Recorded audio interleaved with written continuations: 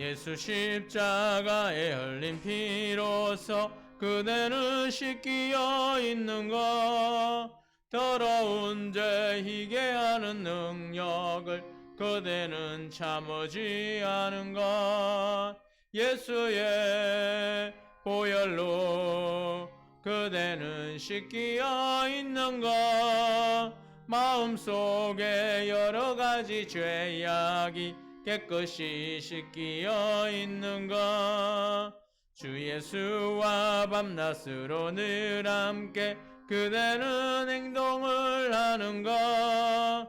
아무 때나 어디서나 그대는 십자가 붙들고 있는가. 예수의 보혈로 그대는 씻기어 있는가. 마음속에 여러 가지 죄악이 깨끗이 씻기어 있는가. 주님 예수 다시 올 때 그대는 영접할 예복이 있는가. 그대 몸은 거룩한 곳 천국에 들어갈 준비가 됐는가. 예수의 보혈로 그대는 씻기어 있는가. 마음속에 여러 가지 죄악이 깨끗이 씻기어 있는가. 모든 죄에 더러워진 예복을 주 앞에 지금 다 벗어서 샘물같이 솟아나는 보혈로 눈보다 더 익게 씻으라. 예수의 보혈로 그대는 씻기어 있는가. 마음속에 여러 가지 죄악이 깨끗이 씻기어 있는가. 모든 죄에 더러워 예복을 주 앞에 지금 다 벗어서 샘물같이 솟아나는 보혈로 눈보다 더 익게 씻으라. 예수의 보혈로 그대는 씻기어 있는가. 마음속에 여러 가지 죄악이 깨끗이 씻기어 있는가. 예수의 보혈로 그대는 씻기어 있는가. 마음속에 여러 가지 죄악이 깨끗이 씻기어 있는가. 할렐루야. 예수님의 보혈로 깨끗이 씻김 받는 저와 여러분의 삶이 되기를 축원합니다. 우리 370장 찬양하고 수요 말씀 예배를 시작합니다. 370장입니다.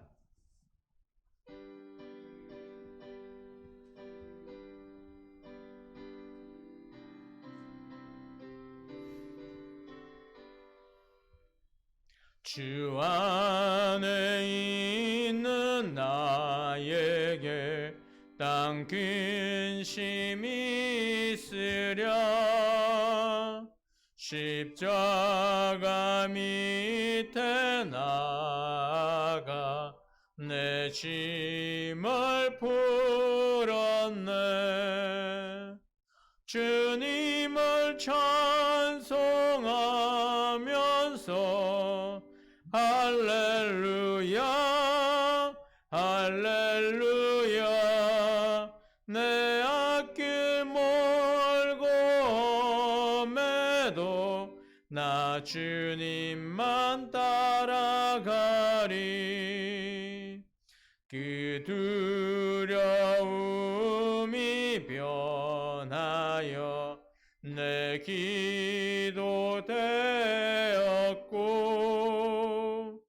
전날의 한숨 변하여 내 노래 되었네. 주님을 찬송하면서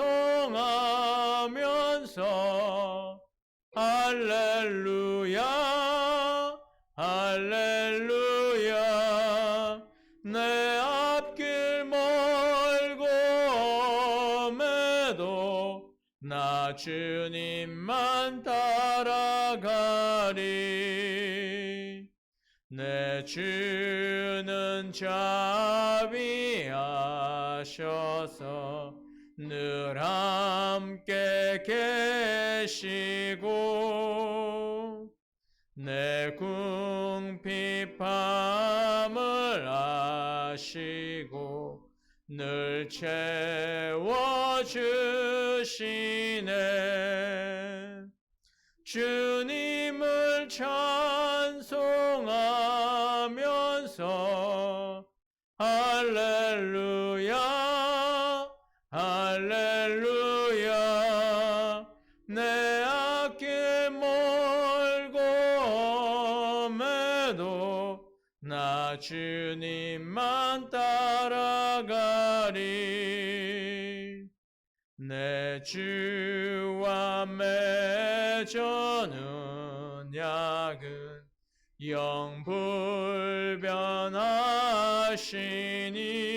영불변하시니 그 나라 가기까지는 늘 보호하시네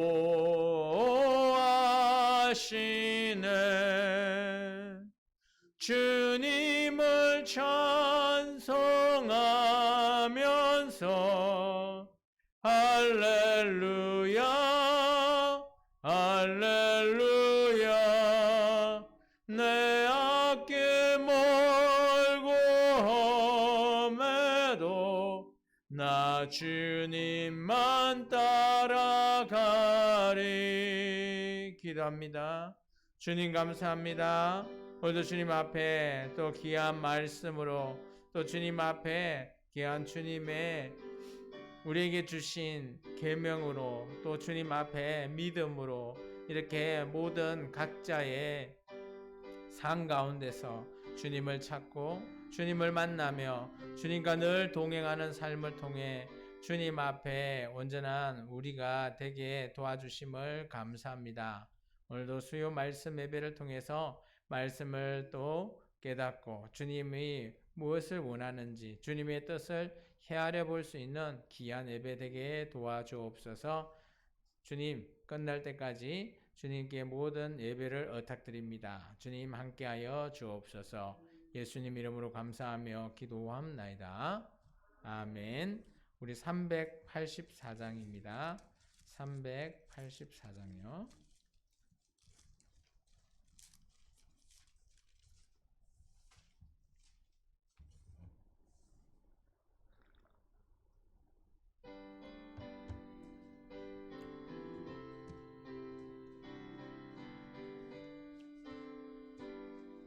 나의 갈 길 다가도록 예수 인도하시니 내 주 안에 있는 긍휼 심하리요 믿음으로 사는 자는 하늘 위로 받겠네 무슨 일을 만나든지 만사 형통하리라 무슨 일을 만나든지 만사 형통하리라 나의 갈 길 다가도록 예수 인도하시니 어려운 일 당할 때도 족한 은혜 주시네 나는 심히 고단하고 영혼 매우 가라나 나의 앞에 반석에서 샘물 나게 하시네 나의 앞에 반석에서 샘물나게 하시네. 나의 갈 길 다가도록 예수 인도하시니 그의 사랑 어찌 큰지 말로 알 수 없도다. 성령 감화 받은 영혼 하늘나라 갈 때에 영영 부를 나의 찬송 예수 인도하셨네. 영영 부를 나의 찬송 예수 인도하셨네.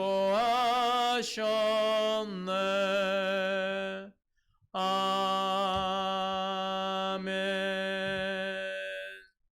우리 사도 신경하심으로 우리 신앙을 고백하는 시간을 갖습니다.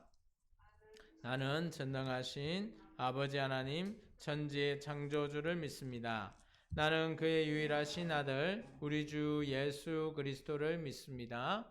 그는 성령으로 잉태되어 동정녀 마리아에게서 나시고 본디오 빌라도에게 고난을 받아 십자가에 못 박혀 죽으시고 장사된 지 사흘 만에 죽은 자 가운데서 다시 살아나셨으며 하늘에 오르시어 전능하신 아버지 하나님 우편에 앉아 계시다가 거기로부터 살아있는 자와 죽은 자를 심판하러 오십니다.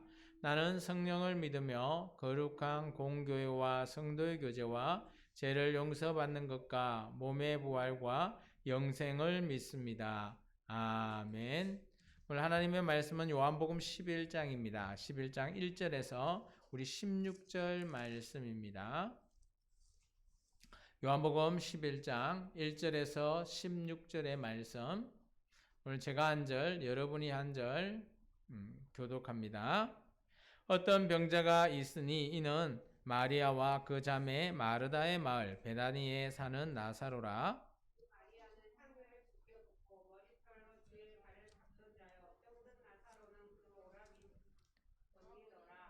이에 그 누이들이 예수께 사람을 보내어 이르되 주여 보시옵소서 사랑하는 자가 병들었나이다 하니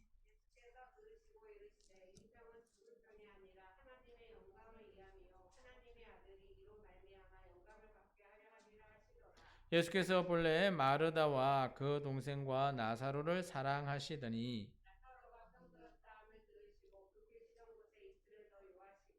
그 후에 제자들에게 이르시되 유대로 다시 가자 하시니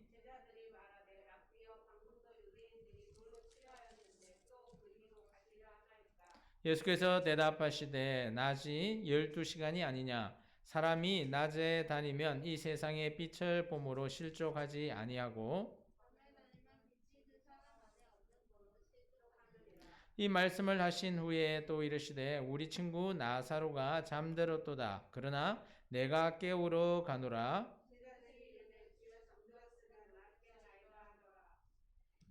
예수는 그의 죽음을 가리켜 말씀하신 것이나 그들은 잠들어 쉬는 것을 가리켜 말씀하신 줄 생각하는지라. 내가 거기 있지 아니한 것을 너희를 위하여 기뻐하노니 이는 너희로 믿게 하려 함이라. 그러나 그에게로 가자 하시니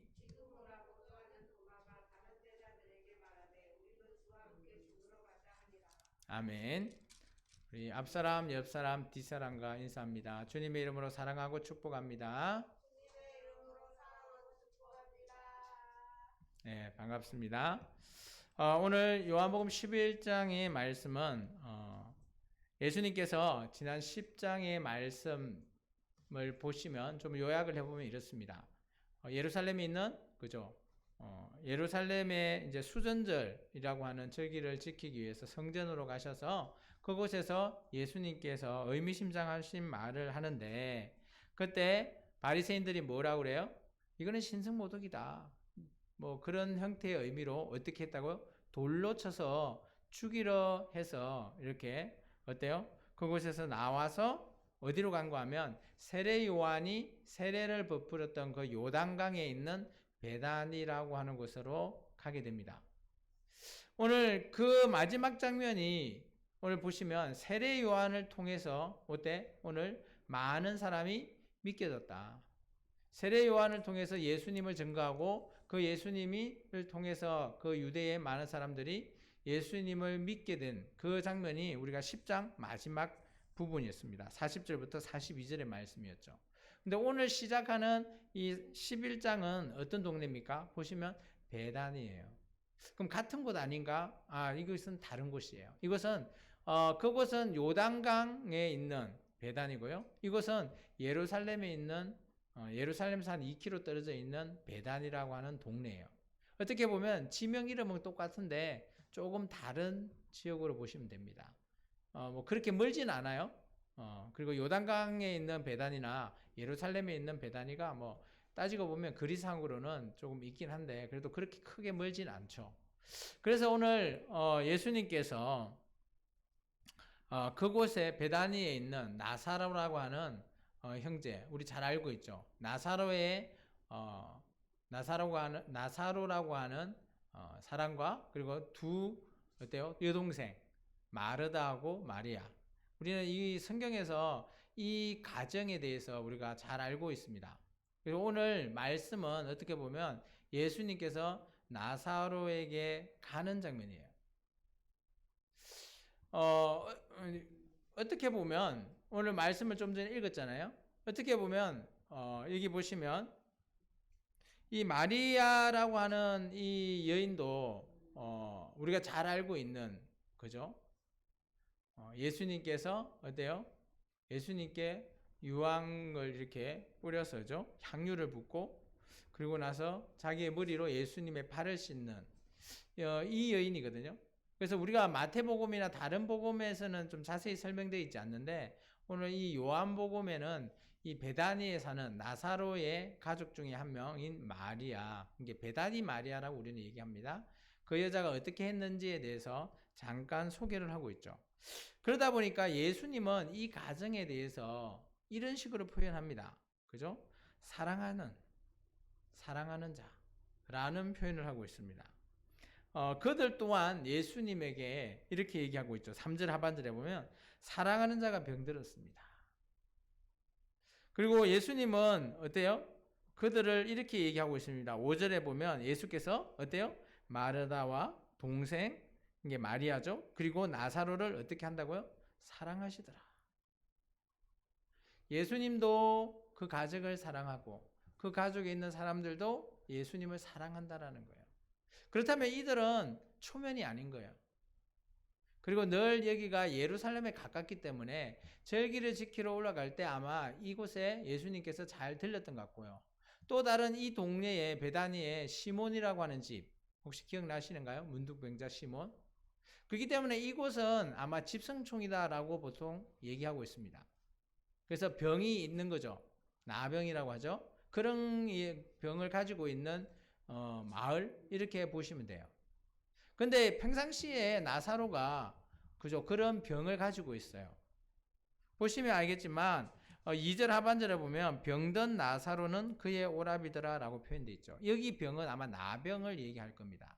그런데 오늘 이런 나병 걸렸던 나사로가 어때요? 조금 힘들었나 봐요. 우리가 잘 알고 있어요. 나중에 보면 죽었어요. 여기 보면 3절 하반절에 보면 사랑하는 자가 병들은 나이다 라는 표현을 했잖아요. 이런 나병이 아니라 이제 그 죽음에 내몰리게 된 병이 들었으니까 예수님 오셔서 이 나사로를 한번 고쳐달라 라는 형태의 메시지를 보냈습니다. 이 누이들이 예수님에게 사람을 보냈죠. 그들이 갈 수가 없었기 때문에. 그런데 예수님께서는 이 소식을 듣고 우리 같으면 어떨까요? 사랑하는 자니까 다른 모든 일을 제쳐두고 달려가야 되지 않을까요? 근데 예수님께서는 좀 미적거리십니다. 그 이유는 잘 모르겠어요. 6절에 보면 예수님께서 나사로에 병들었다는 소식을 들었어도 어때요? 그냥 한 이틀 정도 그곳에서 머물었대요. 근데 여기는 아마 요단강 쪽일 것 같아요. 요단강에서 예루살렘 내려가는 아마 중턱이든지 어딘지 모르겠는데 정확한 곳은 모르겠지만 하여튼 얘기를 듣고 하여튼 있는 곳에서 그냥 한 이틀 계속 더 있다가 오늘 예수님께서 오늘 나사로에게 가자. 근데 아마 고민은 있을 겁니다. 왜냐하면 예수님께서 어때요? 조금 전만 해도 그 예루살렘 성전에서 바리새인들에게 돌 맞을 것 같거든요. 신성모독을 모독죄로 돌로 치려고 하는 것을 벗어나 나왔는데 제자들과 다시 들어가려고 하니까 제자들이 극구도 말로 하죠. 아마 그런 것 때문에 한 이틀을 그곳에서 머물렀을까? 보통 우리는 그렇게 생각할 수 있을까 모르겠는데 저는 뭐 예수님이라면 뭐 굳이 뜸을 들일 이유는 없다라고 저는 보여지거든요. 근데 예수님께서는 나사로를 만나러 가는 것에 대해서 조금 뜸을 들이십니다. 근데 저는 그 이유를 요 밑에서 그 밑에 자리에서 잠깐 예수님이 우리에게 힌트를 좀 주지 않았나. 15절에 가보면 내가 거기 있지 아니한 것을 너희를 위해서 기뻐한다. 이 말이 뭔가 하면 그래서 너희를 믿게 하기 위해서 내가 나서라게 간다. 이 말을 저는 좀 15절의 말씀을 통해서 예수님이 뭐 그곳에 가면 돌로 맞아서 죽을 것 같으니까 위기감이 있어서 고민돼 하면서 이틀을 머문 것이 아닌 걸로 보여져요. 이것은 어떻게 보면 순수한 제자들에 대해서 믿음을 보여주기 위한 그들이 어때요? 이제 조금 있으면 예수님이 죽은 나사로를 살리기 때문에 그런 부분들도 조금 있는 것 같고요. 그리고 예수님이 또 말을 하는 것이 조금 의미심장한 말들이 있습니다. 예수님은 나사로 보고 쉰다라고 했거든요. 그러니까 제자들이 어떤 오해를 할까요? 잠시 잠들었다가 쉬는 거 아니냐. 그래서 깨우러 간다? 그런 표현을 하고 있습니다. 그런데 예수님은 죽었다라고 나중에 다시 얘기하죠. 그 13절에는 예수님은 잠들었다라고 하는 그 나사로를 깨운다라고 11절에 말을 했을 때 제자들이 오해를 합니다. 잠들었으면 뭐 낫겠네. 그런데 예수님은 죽음을 가리키고 제자들은 잠들어서 쉬는 것을 가리켰어요. 그런데 예수님께서 직접적으로 얘기하죠. 나사로는 어땠다고요? 죽었다. 죽음이라는 것을 예수님은 왜 이렇게 표현을 했을까요? 깨운다. 오늘 우리가 깨우는 대상을 또 예수님이 한번 그죠? 죽었던 소녀를 깨웠죠. 달리다 굼. 이게 깨운다라는 표현을 써요. 여기도 마찬가지 깨운다라는 표현을 썼어요. 살린다. 우리 같았으면 살린다라는 표현이 맞지 않을까요? 좀 이런 부위가 저는 좀 의미심장합니다. 예수님께서. 그래서 저는 이 깨운다라는 표현을 한 두 가지 정도 생각해 봐요. 첫 번째는 물론 잠에서 깨우듯이 죽은 자를 살리는 의미의 깨운다라는 것도 하나가 있을 것 같고요. 또 다른 깨운다는 저는 이렇게 생각해 봤습니다. 물론 그곳에 있는 모든 자들을 하나님의 영광을 깨운다라는 거죠. 누구를 통해서요? 나사로가 죽었다 살아나는 것을 통해서 그들에게 믿음을 깨운다. 그래서 예수님께서 깨운다라는 표현을 하지 않았나 저는 그렇게 생각해 봤어요. 놀라운 거는 아까 우리가 베다니에서 세례 요한은 믿지 않는 많은 유대인들의 세례를 베풀고 예수를 믿게 해서 그들을 믿게 했잖아요. 세례 요한을 통해서 요단강 베다니라고 하는 곳에서는요. 근데 오늘 이곳 베다니 마을에서는 나사로를 통해서 깨워서 그들을 어떻게 한다고요? 믿게 했다고요. 우리 말 좀 밑에 한번 가볼까요? 45절에 나사로가 깨어나고 나서 많은 유대인들의 반응이 45절이에요. 45절에 보세요. 예수께서 하신 일을 본 많은 유대인들이 어때요? 누구를? 예수님을 어떻게 했다고요? 믿었다. 나사로를 통해서 누굴 또 믿었다고요? 예수님. 아까 요단강에서는 세례 요한을 통해서 예수님을 믿게 했다는 거예요. 이 베단이라고 하는 이 동네가 어떻게 보면 참 의미심장한 이름을 가지고 있다라고 저는 보여집니다. 그것은 어때요? 사람을 깨워서 믿게 하는 것. 예수 그리스도를 믿게 하는 그런 것이지 않나라는 그런 표현이 들어요. 어떻게 보면 이게 요한이 썼는데 요한의 글솜씨가 참 뛰어나다. 어떻게 보면 좀 다른 건데 이름이 비슷한데 그거에 대한 기능도 똑같다. 베다니를 통해서 예수를 믿게 했다. 앞에는 세례 요한, 뒤에는 나사로. 뭐 이런 형태의 의미로 글을 쓰여진 것들이 보여진다라는 겁니다.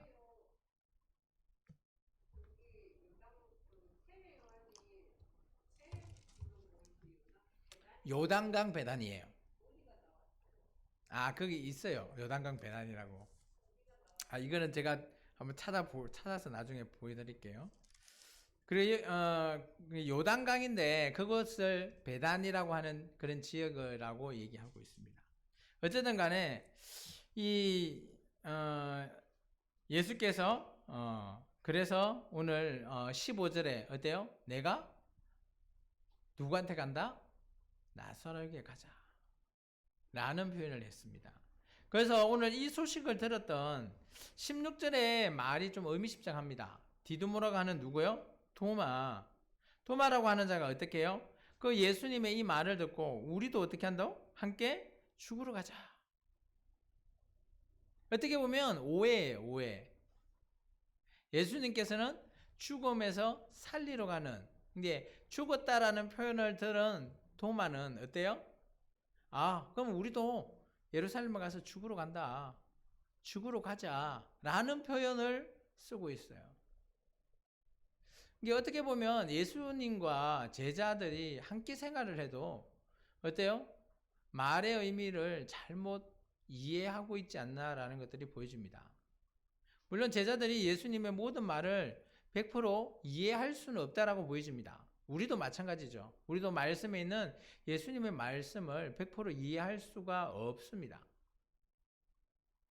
우리가 그 말씀을 해석하고 적용할 수는 있지만 그것을 100% 올바른 예수님의 그 해석이다 라고 100%다라고 말할 수는 없어요. 마찬가지입니다. 제자도 예수님의 말을 듣고 그 말에 대해서 자신의 해석을 통해서 이런 표현을 쓰고 있습니다.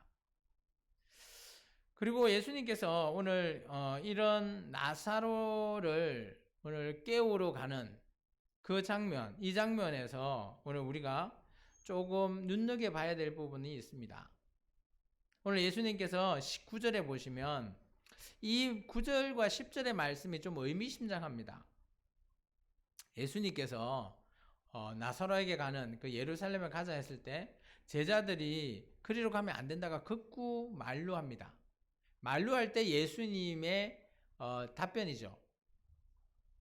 참 예수님께서 이런 말을 해요. 낮이 12시간이 아니냐. 그죠? 12시간이 낮이고 12시간은 밤이다라고 이렇게 24시간을 나눴을 때 얘기하는데 사람이 낮에 다니면 이 세상이 빛을 봄으로 실족하지 않는다. 참 이 표현을 해석하기가 쉽지가 않죠. 여러분은 어떻게 이 표현을 해석하고 싶습니까? 낮에는 실족하지 않는데요. 빛을 보니까. 그에 반해서 밤에는 어때요? 빛이 없으니까 실족한대요. 참 이 말이 애매한 말이죠. 근데 예수님께서 오늘 잘 한번 생각해 보면 예수님께서 지금 어디로 가죠? 일하러 가시는 거잖아요. 일하러. 예수님께서 9장에 이런 말을 했습니다. 우리 9장에 한번 봐보시겠습니까? 9장 4절에 보면 오늘 맹인된 자를 고치실 때 그죠? 오늘 때가 언제라고요? 9장 4절에 때가 아직 어떤 때? 낮이죠. 낮. 그래서 나를 보내신 이의 일을 우리가 어떻게 해야 된다고요? 해야 된다. 이 말을 한번 다시 돌아옵니다. 이 말을 상기하고 오늘 9장 11장 9절의 말씀을 한번 봐보십시오. 낮에는 어떻게 한다고요? 일할 시간이죠.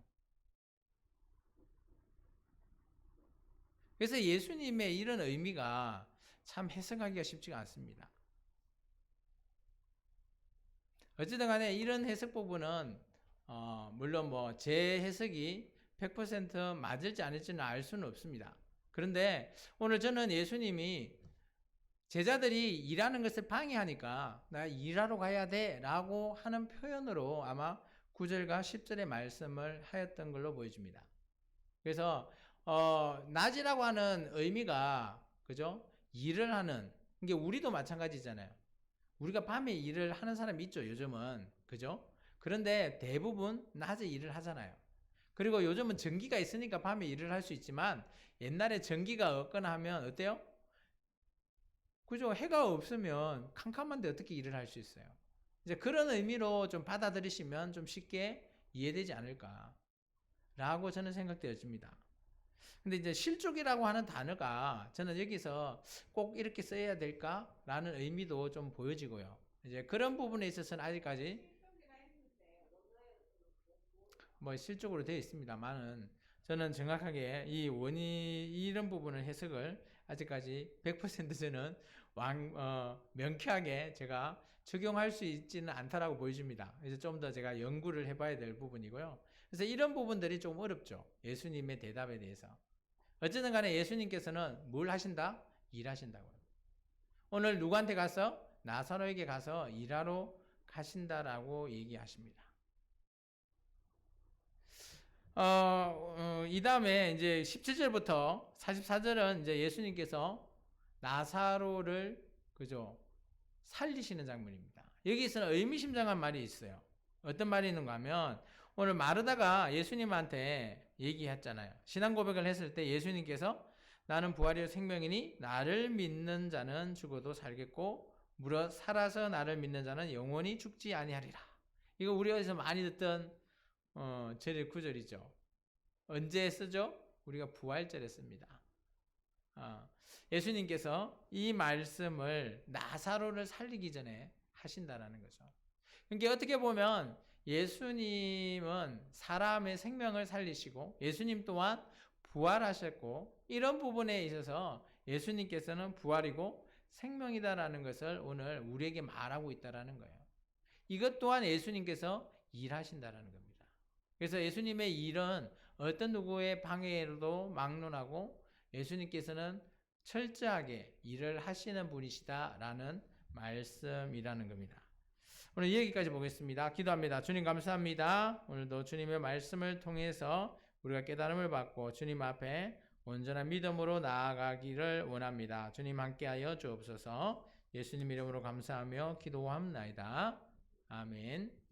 주님의 기도로 마칩니다. 하늘에 계신 우리 아버지 이름을 거룩하게 하시며 아버지 나라가 오게 하시며 아버지의 뜻이 하늘에서와 같이 땅에서도 이루어지게 하소서. 오늘 우리에게 일용할 양식을 주시고 우리가 우리에게 잘못한 사람을 용서하여 준 것 같이 우리 죄를 용서해 주시고 우리를 시험에 빠지지 않게 하시고 악에서 구하소서. 나라와 권능과 영광이 영원히 아버지의 것입니다.